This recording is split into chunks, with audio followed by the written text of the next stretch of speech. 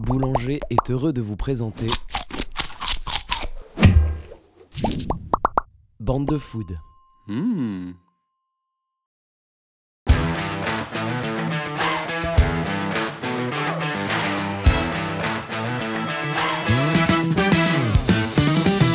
Bonjour, bienvenue dans Bande de Food. Une fois de plus, on est dans un lieu merveilleux. Plus qu'un lieu merveilleux, on est dans une institution, puisqu'on est à l'Esplay du bar des Goudes, du grand bar des Goudes. Et on est avec une deuxième institution, c'est avec le taulier, qui s'appelle Didier Tani.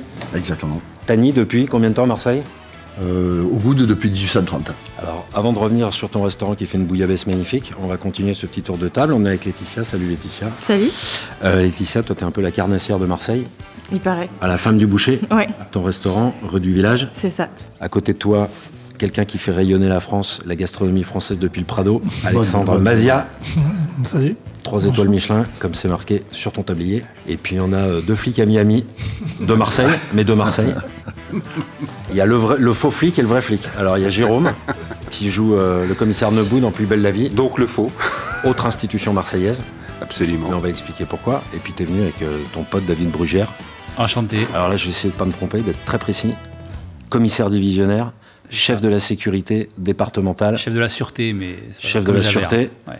comme Javert, départementale des Bouches-du-Rhône. C'est ça. Donc toi, tu cuisines, mais un peu plus les truands. On peut dire ça, mais j'adore quand même manger. Hein. Ah ouais. Surtout là, c'est pour ça que je suis là aujourd'hui d'ailleurs. Didier, j'ai une question. L'esplay, ça veut dire quoi ? L'esplay, c'est ni du provençal, ni du patois, c'est de l'argot de pêcheurs. Les pêcheurs, quand ils vont pêcher sur leur site de pêche, ils vont pêcher sur leur esplay. Ça permet de donner la réponse à des curieux quand on leur dit où tu vas pêcher, sur mon esplay. C'est une façon très délicate de dire ne m'en demande pas plus, je te dirai pas où je vais pêcher. Donc on fait la même chose pour les champignons, nous. C'est ça, c'est exactement ça. En fait, on pourrait rapprocher ça avec le coin à champignons qu'on peut avoir. Après, ça s'est démocratisé, ça s'est popularisé, l'esplay. Moi, je suis pas un grand pêcheur, mais j'ai mon esplay. L'esplay, c'est là où j'allais pêcher à la roche avec mon père. Mon père n'est plus là. C'est devenu mon esplay, mais pour de l'affectif. En fait, tout bon Marseillais, tout bon Goudois qui se respecte, se doit d'avoir un esplay. Tu fais une des meilleures bouillabaisse de Marseille. Il y a une façon ou plusieurs façons de faire la bouillabaisse. Il n'y a bouillabaisse. pas de meilleure bouillabaisse à Marseille. C'est ce que je me tue à dire aux clients. La bouillabaisse, c'est un plat familial. Et comme dans toutes les familles, il y a un tour de main qui est propre à la famille. Le tour de main de mon père, c'est celui que je propose au restaurant. Un exemple assez simple, sur la soupe de poisson. Il y en a que dans la soupe de poisson, ils mettent du fenouil, même du pastis, pour qu'il y ait cet arrière-goût anisé. Moi, c'est pas mon cas. Je mets une favouille, un crabe. Je vais dire ça parce que tu vas avoir des auditeurs parisiens, donc ils ne vont pas comprendre. Je mets un crabe par kilo de poisson. Donc l'arrière-goût de ma soupe de poisson. L'étrille. Oui, l'étrille. L'arrière-goût de ma soupe de poisson, c'est un goût de crustacé plutôt qu'un goût anisé. Je ne dis pas que j'ai raison. Je dis simplement que c'est celle que faisait mon père et c'est celle que je mange depuis que je suis gamin. Donc pour moi, oui, c'est la meilleure. Mais la véritable raison, c'est celle qu'on m'a appris à faire. Voilà. Donc la bouillabaisse, on peut avoir des déclinaisons sur la bouillabaisse. À Marseille, on en a plein. Elles sont toutes respectables. À partir du moment où on a du poisson de pêche local et avec la fraîcheur du poisson aussi. Après, on peut parler de tout ce que vous voulez sur le poisson. Et il y a un secret dans la bouillabaisse qui dit... Quand ça bout, ça baisse. Voilà, quand tu bouilles, tu baisses. Ouais, parce que tu cuis le poisson à la descente de la chaleur et pas à la montée. Alexandre peut-être t'expliquera mieux que moi. Non, moi je t'écoute. Mais tu me dis si je dis des bêtises, Alexandre. On met le poisson dans l'ordre de temps de cuisson. Ouais. Par exemple, dans le bouillabaisse, il y a cette bière, il cuit très vite, tu le mets en dernier. Le chapon, qui est la variété reine des rascasses, ça cuit très longtemps, donc tu le mets en premier. L'art du cuisinier, c'est de mettre les poissons dans cet ordre-là, avec un petit décalage. Et quand le premier poisson est cuit, le dernier poisson est cuit. Pour qu'ils soient cuits, ces poissons, tu mets les poissons dans une... Alors, il y en a qui mettent dans un bouillon, il y en a qui mettent dans une soupe de poisson. Ça aussi, il y a 2 écoles. Moi, je le mets dans une soupe de poisson qui est un peu plus diluée à l'eau. C'est pas un bouillon. On met le poisson dedans. On met le feu, grosse source de chaleur. Quand ça bout, on met le couvercle sur la marmite, on baisse le feu et le poisson cuit à la descente de la chaleur. Mon père disait qu'en la cuisant comme ça, mais c'est pas lui qui l'a inventé, hein, quand ça bout, ça baisse, donc c'est pas lui qui a inventé ça non plus. Il disait que ça permettait au poisson de garder, qu'il reste compact le poisson, qui subisse pas une montée de chaleur qui désagrège le poisson. Alors après, nous, à partir du moment où c'est mon père qui dit ça, il a raison, tu comprends ? D'accord, ouais, non, mais je comprends. Petite présence apaisante. À Marseille. Je suis à Marseille. Ouais, c'est ça. À Marseille, On ne bébé. dit pas les pères à Marseille. Laetitia, toi, tu t'es installée à Marseille quand? Il y a 5 ans. Donc, tu étais à Paris? Ouais. Ça fait combien de temps que tu as ouvert la femme du boucher? En août 2020, juste avant la deuxième baffe. Ouais. Et du coup, c'est un restaurant qui a moins de 2 ans, techniquement. La deuxième baffe, c'était le confinement. Ouais. Et alors, moi, il y a un livre que tu as fait qui a fait beaucoup parler de toi. J'imagine qu'il y a plein de gens qui l'ont lu. Mais alors, moi, je suis un petit peu réticent à lire. Ça s'appelle Les couilles, 10 façons de les cuisiner. Oui. Mais qu'est-ce qui t'a pris? C'était un petit pied de nez au fait que c'était l'élément qui me manquait pour faire ce métier. Ouais. Du coup, et puis c'est aussi le fait que je fais une cuisine d'abat beaucoup au restaurant. Et que je trouve que c'est un produit qui est un peu trop boudé, qui finit majoritairement à la poubelle, alors que c'est une mine d'or, que c'est délicieux. Ça s'apparente un petit peu au riz d'agneau si on fait un raccourci rapide, mais c'est vraiment un abat qui est accessible au goût, qui est pas fort. Et voilà, j'avais envie de lui redonner un peu ses lettres de noblesse en mettant un titre un peu clivant, c'est vrai. T'étais à bonne école, puisque je crois que t'étais aux Arlots. Ouais, c'est ça. C'est là que j'ai tout appris en termes de Des zones charcuterie. de ta vie cuisinière. Ça a été le plus gros virage de ma vie, Thomas Brachet. Ouais. Je l'ai rencontré avant les Arlots même. Ça faisait un petit moment qu'on bossait ensemble. J'ai rencontré dans un restaurant qui s'appelait le Beef Club, où on recevait des aloyaux entiers, on les cuisait au four à charbon. Donc c'était déjà assez bien tracé, quoi. Ouais. Et quand il m'a rappelé pour ouvrir les Arlots en me disant tout Paris va se déplacer à Barbès pour manger de la saucisse purée, j'ai eu un peu du mal à le croire. Et en fait, il a eu complètement raison. Et qu'est-ce qui a fait que tu t'es dirigé comme ça vers un univers un peu qui est gastronomiquement incorrect? Parce que quand je suis arrivée à Marseille, je me suis rendu compte, un peu comme toutes les Parisiennes qui tombent de haut, que c'est assez compliqué quand tu n'as pas de bon contact de trouver un beau poisson. Du coup, je me suis dit, si c'est compliqué d'avoir du beau poisson et que c'est aussi compliqué en tant que consommateur de trouver une adresse où manger un riz de veau ou manger un rognon, je me suis dit, il y a quelque chose à faire. Et à l'époque, je bossais dans un restaurant qui s'appelle toujours La Relève. Et mon patron m'a offert pour mon anniversaire un poussoir à saucisses. Et de là, ça a été une grande histoire parce que les Marseillais se déplaçaient pour manger la saucisse et le jour où elle n'était pas à la carte, ça faisait scandale. Et du coup, je me suis dit, tiens, il y a peut-être quelque chose à faire à Marseille autour de la saucisse. Alexandre, toi, tu t'es installé à Marseille parce que c'est une ville multiculturelle et que je crois que tu as des origines à la fois africaines, à la fois corse, à la fois de l'île de Ré, à la fois peut-être d'Italie aussi. Un petit peu, oui, bien sûr. Tout ça mélangé, mais surtout, c'est une histoire d'amour, Marseille. J'ai rencontré ma femme, donc forcément... Il n'y a plus de discussion. Plus de discussion. 2009, fin 2009, je suis arrivé ici. D'ailleurs, la première chose que j'ai vue ici, j'étais là au bout, là-bas. Première visite que j'ai faite, c'est ici, au Good. À la sortie du port. Sortie du port, ouais. Et je dis, mais c'est quoi cet endroit fabuleux? Et si jamais un jour je peux habiter ici, ça sera là. Il y a des endroits dans la vie comme ça où tu te dis, si j'habite là, c'est que je pense que j'ai réussi. Il y a un truc où il n'y a pas de discussion aussi, c'est quand on regarde un petit peu ton palmarès. Jeune talent Goemio en 2011, Grand de demain Goemio 2014, créateur de l'année 2015, Goemio d'or 2016, cuisinier de l'année 2018, deuxième étoile 2019, chef de l'année au magazine Le Chef 2020, 2021 troisième étoile. C'est quoi l'étape d'après? Je sais pas, faut leur demander. Non, mais je pense que c'est le résultat, si tu veux, d'un travail commun et d'une passion commune. J'ai une équipe et des gens qui m'accompagnent formidables. Je pense qu'on est tous envoûtés, tous passionnés par ce que l'on est, par notre territoire, par faire plaisir à nos autres quand ils viennent. Et je pense que on n'attend rien de qui que ce soit et on fait les choses avec passion. Et puis, il est arrivé. Moi, je voulais même pas être cuisinier, je voulais même pas avoir de restaurant. Donc, quand je dis ça, les gens me prennent un peu pour un fou, mais c'était pas quelque chose que j'avais en tête. C'est les rencontres que j'ai faites et les confiances qu'on m'a données qui ont fait que ça m'a donné une envie de... Disons que à l'école, on était plus grands que les autres, on nous prenait un peu pour des benets. Donc du coup, moi j'arrivais d'Afrique, Congo, Pointe-Noire, à l'âge de 15 ans. J'avais une rupture sociétale assez forte, donc j'avais un retard, je pense, en termes de culture générale très très fort. Et du coup, je me suis mis dans quelque chose où il fallait que j'apprenne pour savoir. Donc à un moment donné, voilà, j'ai englouti beaucoup de techniques, beaucoup de connaissances, beaucoup de bouquins, beaucoup de choses, beaucoup de lectures pour essayer justement de pouvoir tenir une conversation parce que j'avais la hantise de parler à des gens. T'étais un timide? Toujours. Ouais. Okay. C'est plus facile maintenant parce qu'on a travaillé. Et voilà, donc du coup, beaucoup lu. Non, ça se travaille. Hein. Vraiment? Ça se travaille vraiment. Pour moi, ça a été un vrai travail. Hein. Ouais. T'osais pas sortir de ta cuisine? Non, d'aller au contact des clients? Moi, j'étais obligé parce que maintenant, c'est ouvert chez moi. Donc, on va dire, ma grosse thérapie, c'est que je suis obligé de dire bonjour et au revoir. Même ça fait plaisir, mais je salue tous mes clients qui rentrent, qui partent parce que voilà, moi, je cuisine là et Jérôme est là, Didier est là. je vois les gens. Donc les gens forcément vous interpellent, vous parlent, donc il faut avoir la conversation, il faut parler. Lui il a ça, qui transpire, lui est facile, lui, il pourrait parler à un pack. De la glace aux esquimaux. Il pourrait parler à un pack. J'ai appris moi aussi. Il a une aisance, tu vois, il a une aisance. Mais moi, il a une aisance. Moi, c'était compliqué. J'ai moins peur aujourd'hui grâce à la connaissance et le savoir. Mais d'ailleurs, tu n'as pas qu'un grand restaurant étoilé. Il y a le AM, un restaurant. Ce restaurant, qu'est-ce qui fait que tu l'as mis au Prado? On aurait pu s'attendre à ce que tu le mettes près du Vieux-Port, avec la vue sur la mer, etc. Et enfin, ça en dit d'autant plus sur ton talent que c'est vraiment pour ta cuisine que... Au début, j'étais un peu inquiet. En fait, c'est une histoire de circonstances, en fait. Ouais. J'ai amené quelqu'un au centre de radiologie qui est en face de la rue Eureka. Ouais. Je m'installe là et à la fin de cet examen, on s'installe dans ce petit restaurant qui s'appelle le Verre d'eau.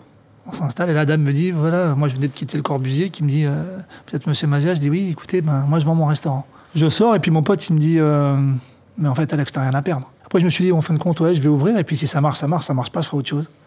Voilà comment ça a fonctionné. T'as testé toi, David, AM Restaurant? Ouais. C'est très original et il n'y en a pas beaucoup. Sur Marseille, il n'y a pas d'autre endroit comme ça où on peut manger ce qu'ils proposent. Et c'est de la cuisine qui est incroyable. C'est-à-dire que moi, je suis plutôt un peu franchouillard basique. J'aime bien les plats en sauce, les choses un peu classiques. Et là, c'est vrai que chez Alexandre, on trouve des choses et des choses qui explosent en bouche, qu'on a du mal déjà, d'ailleurs, à comprendre des fois un peu ce qui s'associe, ce qui nous arrive. Mais ça, c'est la magie. Hein. Il n'y a rien à comprendre, il suffit d'aimer. Ouais, absolument. Jérôme, toi, tu cuisines un peu? Alors, oui, mais pas du tout au même niveau. Hein. Moi, c'est amical, franchouillard. Non, en revanche, tu m'as appris un nouveau mot, c'est astaciculteur. Absolument, puisque c'est un métier. En fait, c'est un éleveur d'écrevisses. Et c'est ce que je fais effectivement dans le Morvan. Mais comment on élève des écrevisses? C'est très simple, on les met dans l'eau. Okay. Et on les laisse, et de temps en temps, on en rachète des nouvelles. Reproduire. Pour éviter trop de consanguinité, puis ensuite on laisse faire la nature. Donc c'est ce que je fais, moi, depuis... on a lancé ça avec mon père il y a plus de 20 ans, en fait. Parce qu'avant, quand j'étais journaliste, j'avais fait un reportage sur le parc naturel du Morvan. Et je voyais les forêts qui étaient rasées. Et avec ça, ils détruisaient les ruisseaux. Donc il y avait deux grands perdants, la truite et l'écrevisse. Et il y a ce gars, dans le parc du Morvan, qui a essayé de les sauver en remettant dans les étangs du parc. 20 ans après, mon père fait cet étang, je rappelle ce mec, il vient, il prélève de l'eau, 3 semaines après, il me dit, c'est bon, tu peux y aller. Je dis, bon, d'accord, on vient t'acheter des écrevisses, donc il me dit, non, pas du tout. Tu vas appeler tel éleveur en Alsace. Ouais. On lui a commandé 70 écrevisses, on les a mises, et puis depuis, on en a... dans tous les étangs et ruisseaux. En fait, la raison pour laquelle on a proposé aussi à David de venir, moi c'est un truc qui m'a fait halluciner, c'est que tu m'as expliqué que tout en étant un faux commissaire de police, il y avait quand même des gens qui regardaient la série qui t'envoyaient des PV à faire sauter. Entre autres. D'accord. Non, un jour j'ai quand même, on peut te dire, je t'ai pris de ta place, quoi, d'une certaine manière. Je vais le dire de façon très correcte. Hein, il y aurait d'autres façons de le dire, mais néanmoins, un jour je reçois une lettre qui était adressée Monsieur le commissaire de Marseille. Ah là, je fais la photo. Je l'envoie à David. Je fais, c'est qui le boss, tu vois? Et alors bon, c'était une personne qui semblait pas tout à fait très claire et qui, je crois, était originaire d'Angoulême et qui me demandait de résoudre une affaire d'arnaque de 100 000 €. Donc là, j'ai transmis directement à la police. Voilà, non, mais on est devenus potes. C'était assez marrant parce qu'on s'est retrouvés autour de la bouffe d'ailleurs. Hein. Ouais, dans un bar à vin. Ouais, dans un bar à vin de Marseille, les Buvards. En fait, j'habitais mon premier logement à Marseille quand je suis arrivé il y a 10 ans. C'était à côté des Buvards, sous l'Intercontinental. Ouais. Parce que comme Alexandre, quand je suis arrivé à Marseille, je connaissais pas du tout et je voulais. Et moi, je connaissais les Goudes par Fabio Montal, évidemment, oui. Et donc je m'étais dit tiens, je vais habiter aux Goudes. Sauf que je suis venu voir et là, j'ai vu les Goudes, le centre-ville de Marseille. Bon, tout va bien à 3h du matin en hiver, mais tu es venu l'été. C'est compliqué. Donc, je me suis rabattu vers un endroit plus facile pour moi, qui était en l'occurrence le panier. Le panier. Et à côté du panier, donc moi j'étais seul et souvent le soir, ma cantine, après des heures et des heures de boulot, parce qu'il fallait absorber la ville, la comprendre et savoir ce qui s'y passait. Moi je suis arrivé juste après la BAC Nord, quand ils ont mis des commissaires pour essayer de revenir sur le terrain et de encadrer et aider les collègues dehors. Donc du coup on travaillait 15 heures par jour et j'étais épuisé. Le soir, j'ai découvert les Buvards, qui étaient un tout petit truc qui paye pas de mine, qui est entouré par rien en fait et où pareil ce sont des fous de vin nature, de charcuterie, de super produits. Et la magie de Fred qui cuisine là-bas, c'est qu'il a rien, c'est-à-dire qu'il a une plaque induction, il a une salamandre et il fait des trucs de malade avec ça, quoi. C'est un magicien. Donc moi j'étais fan et j'y allais le soir. Alors pour la petite histoire aussi, ils ne savaient pas qui j'étais, parce que c'est difficile quand tu arrives dans une ville de dire ce que tu fais, parce que tu es souvent accaparé du fait de la fonction et du métier, et tu n'as pas forcément les bonnes rencontres qui se font. Donc moi, je disais pas ce que je faisais. Quand ils me demandaient ce que je faisais au comptoir, je disais que j'étais commercial. Tu fais quand même attention à qui tu fréquentes? Oui, carrément, oui. T'as fait des petits fiches sur nous avant de venir? Carrément, oui, non, mais c'est compliqué. Donc c'est des métiers qui sont quand même un peu dangereux administrativement et physiquement, mais donc il faut faire attention. Et du coup, je racontais pas que j'étais policier, que j'étais commercial, jusqu'au jour où il y a un article dans le journal qui est paru avec ma photo. Et, le soir, donc je suis revenu au restaurant, et puis le journaliste s'était trompé, il m'avait appelé Nicolas. Et donc, elle me regarde comme ça, la taulière, Laetitia, elle me dit « Ça va, Nicolas ?» Bon, là, j'ai compris, parce qu'elle savait que je m'appelais David. J'ai compris que, bon, j'étais démasqué. Donc après, voilà. Mais elle m'a dit « Bon, tu as de la chance que tu es le seul flic que j'accepte dans mon établissement. » Bon. Moi, ce lieu, j'ai un attachement quasi... Enfin, très fort, parce que... Ouais, non, mais... j'ai grandi... Ma grand-mère était de Sainte-Savine. Sainte-Savine, c'est la patrie de l'andouillette. Donc à côté de Troyes. Et donc moi, mon rêve, quand j'étais petit, je voulais faire le concours du plus gros mangeur d'andouillettes, ce que je n'ai jamais réussi à faire. Un garçon sérieux. J'ai passé une partie de ma vie, à chaque fois que j'allais au restaurant et que je voyais qu'ils proposaient de l'andouillette, à la goûter. Et à chaque fois, j'ai été déçu, parce qu'ils faisaient pas comme ma grand-mère. Tu vois, tu parlais de ta bouillabaisse de ton père, bah, moi c'était pareil avec celle de l'andouillette de ma grand-mère, que je sois très précise. C'était pas son andouillette, elle cuisinait l'andouillette, c'est tout. Et donc, et là, je rentre dans ce magasin, enfin dans ce bar, je vois de l'andouillette, je la commande, et là, vraiment, je prends et je revois le salon de ma grand-mère, le truc, etc. Je dis, c'est incroyable, c'est la même. Donc je discute avec Fred, le patron, enfin l'un des deux patrons, et je finis par découvrir que c'est le même fournisseur de l'avenue Gallieni à Sainte-Savine. Donc immédiatement, j'ai eu un coup de foudre pour ce restaurant qui servait la seule andouillette que j'aimais de ma vie, quoi. Et je l'ai retrouvé à Marseille. C'est là que vous vous êtes rencontrés? Et c'est là qu'on s'est rencontrés, parce que c'était aussi ma cantine. Le soir, je venais apprendre mes textes là-bas, et un jour, Laetitia, elle me tape sur l'épaule, elle me dit Monsieur le commissaire, je te présente le commissaire. Alexandre, ce soir, si on va chez toi, qu'est-ce qu'on peut déguster, par exemple? Ce que vous voulez. Qu'est-ce que tu... Merci. Pas vous dire mieux. Ça, le talent. Voilà. Non, on n'a pas le talent du tout, mais ce que vous voulez. En fait, nous, la vraie force que l'on a, c'est qu'on s'adapte, on va dire, à tous les gourmets, tous les gourmands qui viennent déjeuner ou dîner. Aujourd'hui, on a une grande bibliothèque, on va dire, aromatique, qui nous permet de faire ce que l'on veut. En fonction des arrivages. Une grande variété d'épices. Une grande variété, oui, aussi, plus de 200. Et en fait, ce qui fait que, voilà, si vous voulez pas manger de cornichons, tu voulais pas manger de poisson, tu veux manger que de la viande, tu veux pas manger de produits marins, on peut tout faire maintenant. Alors, c'est assez fabuleux parce que ça nous donne vraiment un panel assez incroyable qui est riche aussi, riche de savoir et puis riche de territoire. Et ça, c'est fantastique. Mais non, ce soir, ce matin, on a reçu quelques morilles françaises, je précise, donc quelques morilles, donc ça, c'est super. Quelques morilles, on a reçu un Danti, mais la semaine dernière, donc qui va être bon pour ce soir. Donc, exactement, voilà. de la semaine dernière. Merci. Voilà. Merci, si les chefs étoilés disent ça, on devient crédible. Merci. non, mais c'est important de les faire maturer. Bien sûr. C'est tout maturé, donc... C'est très compliqué. Moi, souvent, sur des tables, que j'ai un climat de confiance sur la table, pour que l'autre table d'à côté entende, je parle un peu fort. Et je leur dis, par exemple, manger ce chapeau, il a 5 jours. Un chapeau, surtout un chapeau. Oui, surtout un chapeau, bien sûr. J'ai dit, manger ce chapeau, il a 5 jours. Ouais.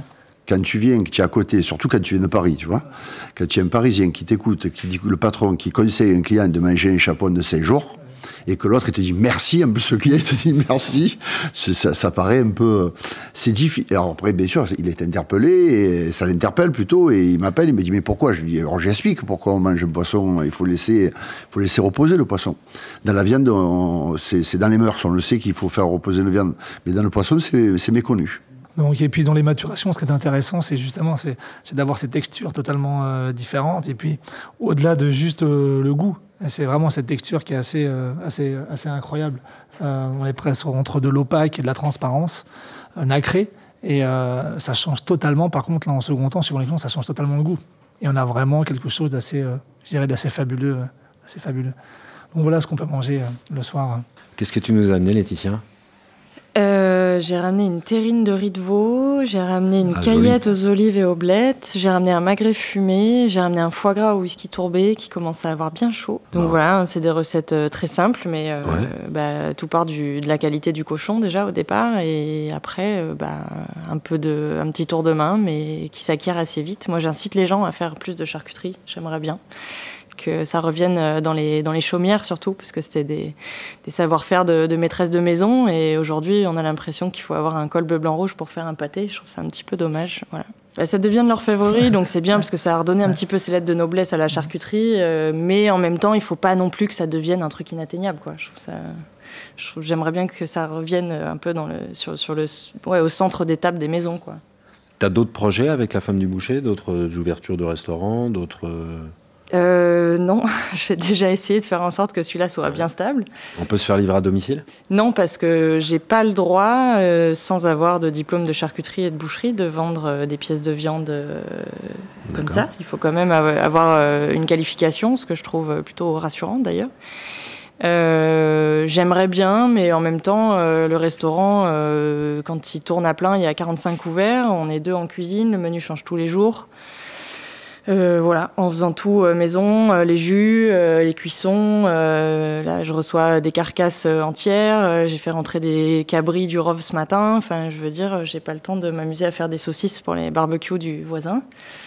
Mais pourquoi pas sur du long terme, mais ça demande quand même de passer un diplôme, de savoir c'est pas pareil de faire des saucisses que tu vas vendre le soir même ou le lendemain dans ton restaurant et de vendre de la charcuterie à quelqu'un qui va le garder dans son frigo, tu sais, enfin moi j'ai un peu cette angoisse là, quoi, de savoir comment les gens vont le cuisiner. Le cochon haché, c'est quand même faut quand même pas rigoler, quoi. Voilà. Donc là au moins quand c'est cuit chez moi, je sais que ça se passe bien. Faire éclarer la manière.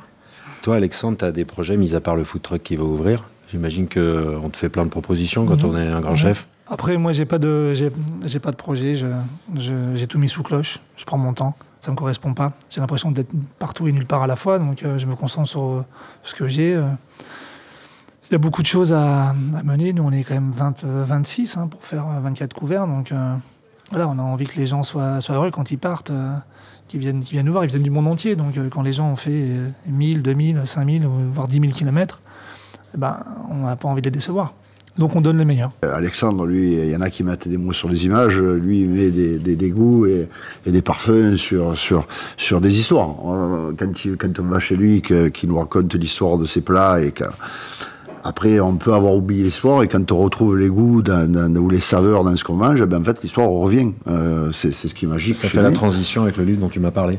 Jean-Louis André, qui est mon pote depuis 30 ans, qui est un journaliste, qui est un globe-trotteur et qui a fait beaucoup de livres sur la cuisine de France, cuisine d'ailleurs. Et là, son dernier livre que je trouve fantastique, il a fait un livre sur l'évolution entre comment les gens mangent et pourquoi cette évolution a changé. Donc ça part de l'histoire, ça part même de Napoléon. Et j'ai pas tout à fait fini le livre, je suis presque à la fin. Et je trouve que c'est fabuleux, l'évolution, quand on se met à table. Avant, à la table, c'était la convivialité. La convivialité s'est perdue au moment donné, c'était la nécessité. Et maintenant, on revient un peu à ces valeurs de convivialité, de famille. C'est très important, et surtout à Marseille, quoi. Donc, on est tous issus un peu de partout. C'est la ville la plus cosmopolite au monde, de Marseille. Il y a de purs Marseillais, il n'y en a pas. Il y en a pas. Moi, ça fait 200 ans que j'habite au Goude, je ne suis pas Marseillais. Mais on est Marseillais dans le cœur, on est Marseillais, on devient Marseillais. Donc des fois, il y en a qui le deviennent en 200 ans comme moi, et il y en a qui le deviennent en 10 jours. Donc, mais Marseille, c'est ça. On a cette passion commune de cette ville qui fait que on peut venir d'ailleurs, on s'en fout. Moi, j'ai mon voisin, c'est devenu mon ami, c'est un Parisien, pour te dire. Tu vois, comme ça, c'est clair. Je t'assure, il a tout compris. Il a tout compris. Il a compris qu'on vivait à ralenti. Et tous les Marseillais disent ce que je t'ai dit tout à l'heure quand tu es arrivé. Quand le cliché du Marseillais feignant, je pense qu'autour de la table, on représente pas trop des feignants. Mais plutôt que de dire ça, moi je dirais que le Marseillais n'est pas feignant. Le Marseillais veut travailler beaucoup, ça ne le dérange pas, mais pas longtemps.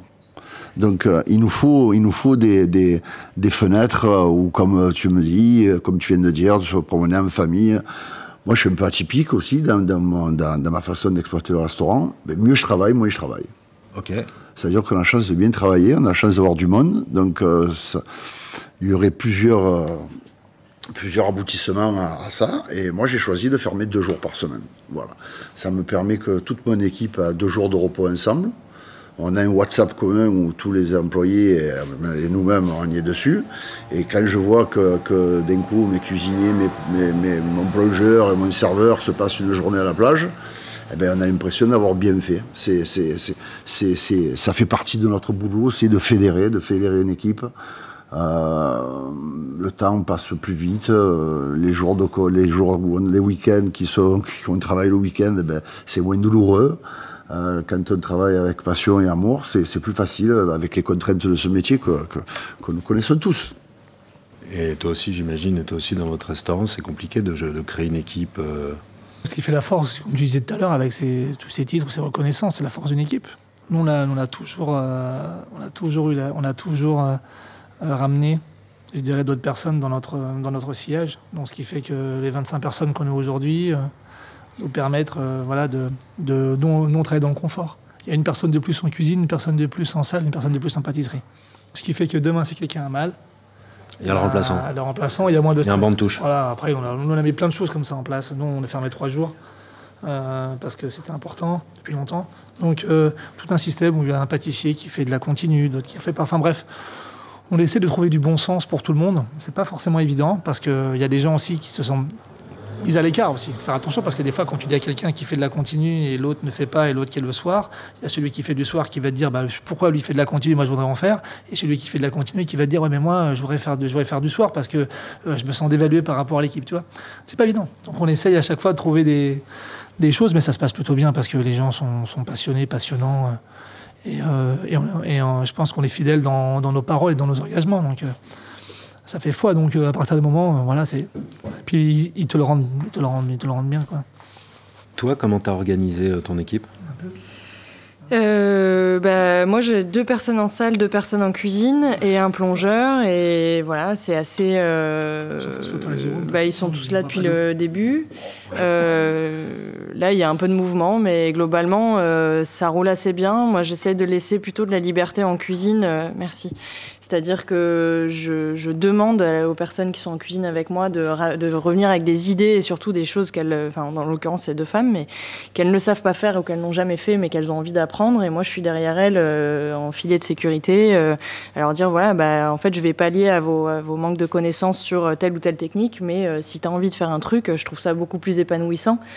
Déjà parce que ça fait du bien aussi quand on est chef de cuisine et chef d'entreprise d'avoir quelqu'un qui a des idées et des envies. Et en plus, parce que au final, tout le monde est gagnant. Elle apprend quelque chose, elle est fière de son travail. Et puis moi, derrière, c'est une recette en moins que j'ai pas eu à aller chercher dans un panier d'idées. Donc, je les laisse plutôt en autonomie aussi, parce que, comme disait Alexandre, c'est indispensable de travailler avec des gens bien, de s'entourer de personnes qui nous ressemblent.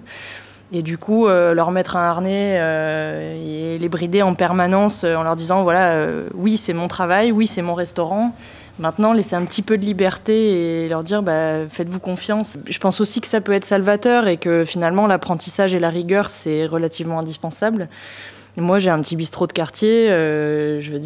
Oui, c'est sûr, quand je travaillais chez Bernard Loiseau, on me laissait pas faire ce que je voulais avec les recettes, ouais, c'est clair. Mais derrière, il y a un nom, derrière, il y a un héritage, derrière, il y a effectivement des gens qui se déplacent pour la mémoire de son nom, donc on pouvait pas... Donc il y avait une part de frustration que j'ai pas forcément voulu reproduire chez moi, parce que, encore une fois, je suis sur un format de bistrot, et du coup, tous les plats sont bons à prendre à partir du moment où c'est de la viande, quoi. Jérôme, t'as des petites adresses à nous recommander, des petits coups de cœur ? Oh oui, j'ai forcément des petits coups de cœur. Au-delà du buvard ? Au-delà du buvard, bien sûr. Moi, j'aime encore ces petits restaurants qui payent pas de mine a priori, mais qui continuent de cuisiner des produits et qui font la cuisine par eux-mêmes. Là, par exemple, à midi, j'ai une petite cantine qui est dans le quartier toujours du Panier, qui s'appelle le Par Hasard et qui est tenue par en fait un Libanais. Je suis très attaché à ce pays où j'ai beaucoup voyagé et j'aime y retourner. Son plat est très simple, mais c'est la base de cette cuisine libanaise qui est quand même le cœur de la cuisine orientale. On la retrouve un peu partout, donc voilà, ça fait partie de mes adresses.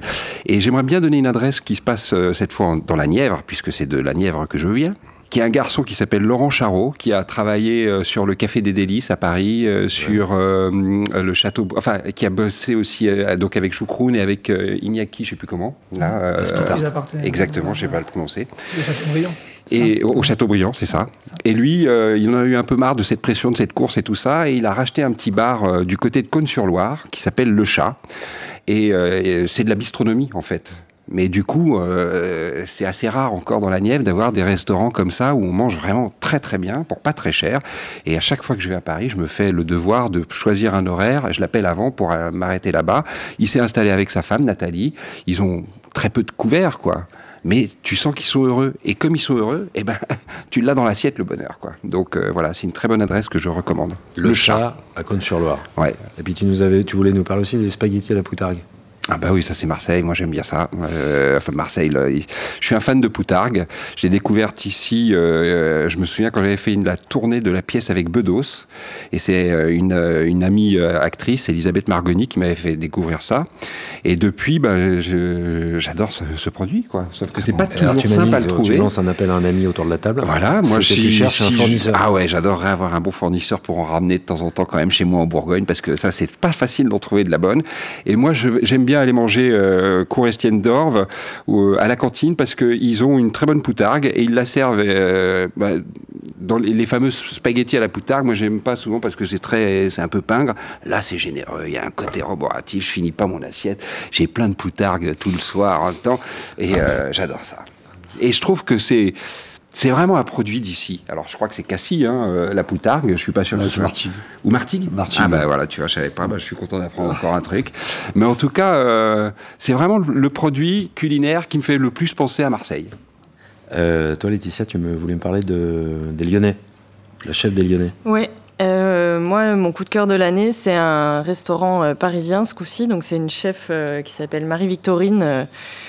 Qui est encore plus jeune que moi et qui officie du coup dans le bistrot du Casse. Et c'est un restaurant qui s'appelle Au Lyonnais. Moi, elle me fascine. Voilà, elle reçoit... on a une vraie passion commune, c'est le cochon, et du coup, on est devenues copines instantanément. Et ouais, elle reçoit des mangalitza entiers, elle les désosse, elle fait toutes les recettes lyonnaises possibles et inimaginables, et elle fait un mâchon lyonnais le dimanche qui est à tomber raide. Les petits mâchons bien détox, là.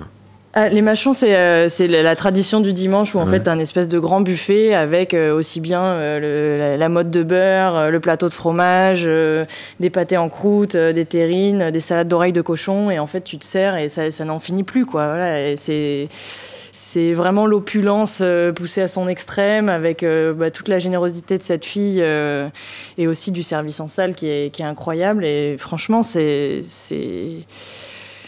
improbable cet endroit. Enfin, pour moi, en tout cas, surtout à cet endroit-là. Enfin, oui, à Lyon, je m'attends à trouver une adresse comme ça, mais là, c'est magique. Toi, David, après une grosse affaire, tu vas où ? Nous, on aime bien aussi décompresser et un peu se soulager. Et du coup, on va dans des endroits où on mange aussi beaucoup. Le policier, il aime bien manger beaucoup. Si j'amène tout le monde chez Alexandre, je suis pas sûr qu'ils ressortent tous satisfaits. Ils aiment bien les trucs un peu costauds. Donc, il y a des endroits qu'on aime bien. J'avais évoqué le Capriccio là, chez Patrick, là, c'est un truc qui paye pas de mine aussi, qui est une espèce de petite pizzeria pas loin de la gare. Mais Patrick, il est complètement fou. Il t'amène une planche avec la moitié d'un bœuf et tu choisis ta côte de bœuf qui va finir dans la cheminée à côté. Et bon, c'est assez incroyable, quoi. Et là, le temps est bien là. Toi, Alexandre, tu as des coups de cœur, des endroits où tu aimes bien aller? Moi, c'est les Goudes. Il y a Gébol et l'Esplay. Je pense que tu peux dire ça. Et ceux qui veulent vraiment connaître le vrai Marseille.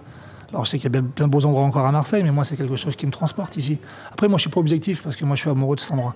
Donc, c'est quelque chose qui représente beaucoup de souvenirs d'enfance. Donc, moi, quand je vois les gens dans la rue qui voient un pastis, le mec qui vient te voir et t'attend, tu veux une place, un machin, il parle, ça me rappelle beaucoup de souvenirs qu'a mon grand-père. Donc, moi, je trouve que cet endroit, il est fabuleux. Donc, au-delà, il y a beaucoup de talents, il y a beaucoup de jeunes qui s'installent. Il y a Laetitia qui s'est installée, il y a beaucoup de jeunes qui sont fabuleux. Il y a aussi Cédra, il y a plein de gens qui sont là. Il y a plein de jeunes qui s'installent et qui montrent justement un savoir-faire et une passion.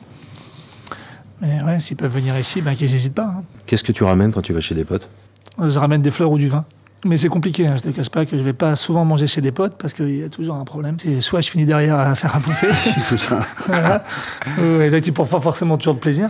Je voulais t'inviter justement assez prochainement parce que comme je ne peux pas aller manger chez toi parce que c'est blindé, je me suis dit tiens, J'amène de la poutargue. Ah, okay. Il a un camion frigo. Didier ramènera ce qu'il faut. Alors, quand on va chez un policier, on ramène une bonne affaire, mais quand un policier va chez les autres, il ramène quoi? Ouais, moi, je ramène les coups de cœur du moment. Ça peut être les olives tagliasque, ça peut être le lard de Colonnata, dont je suis carrément fan, mais qui est assez dur à trouver. Donc, quand j'arrive à m'en faire avoir, j'aime bien le faire partager. Ces petites saveurs un peu incroyables, là, ces goûts en bouche fous.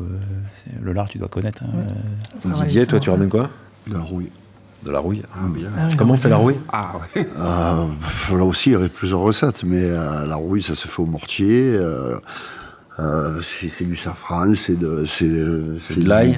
Ouais, beaucoup d'ail. Ouais. Mon père la faisait très très simplement, mais on ne pourrait pas la faire au restaurant parce qu'en fait, mon père trempait la tranche de pain dans la soupe, dans la rouille finie. Et en fait, quand il mélangeait, après, il y avait des morceaux de pain un peu de partout. Et si nous on fait ça, on va croire qu'on recycle la rouille de table en table. Donc on ne peut pas le faire. Mais la plupart du temps, quand je vais chez les potes, il me dit porte-moi un pot de rouille à des croûtons. Voilà, parce qu'on surprend plus par la simplicité que par. C'est la simplicité qui surprend le plus, à mon avis. Donc tu reviens avec un château Pétrus, c'est pas surprenant que tu vas être surpris. Alors que tu ramènes une bonne rouille. Forcément dans le bon sens. Voilà, on est d'accord. Ouais. Toi, Laetitia, tu ramènes quoi? Moi, mes copains sont à peu près tous fans du boudin. Donc, du coup, ils me demandent toujours si j'ai fait du boudin noir et si je peux en ramener. Et en fait, comme je le fais en terrine, on peut le tartiner sur du pain à l'apéro, ça marche très bien. Donc, si je comprends bien, la semaine prochaine, poutargue, rouille, boudin, et là, on va être bien. C'est parfait, les gars. C'est parfait. C'est un repas diététique. On va être parfait. Je ne vais pas abuser de votre hospitalité parce que je crois que vous avez un petit service à assurer. Même aussi, tout le monde va se montrer. Moi, je suis fermé ce soir. Donc, merci à tous d'avoir participé à cet épisode de Bande de Food à Marseille. On se retrouve bientôt. Vous pouvez nous suivre sur Instagram, YouTube, gagner plein de choses. Vous verrez, c'est très sympathique. Merci à tous. Merci. À très bientôt. N'hésitez pas à nous suivre. Plus vous êtes nombreux, plus on est heureux. Et puis, vive la bonne chère et vive la bonne mère. Vive la bonne mère. Au revoir.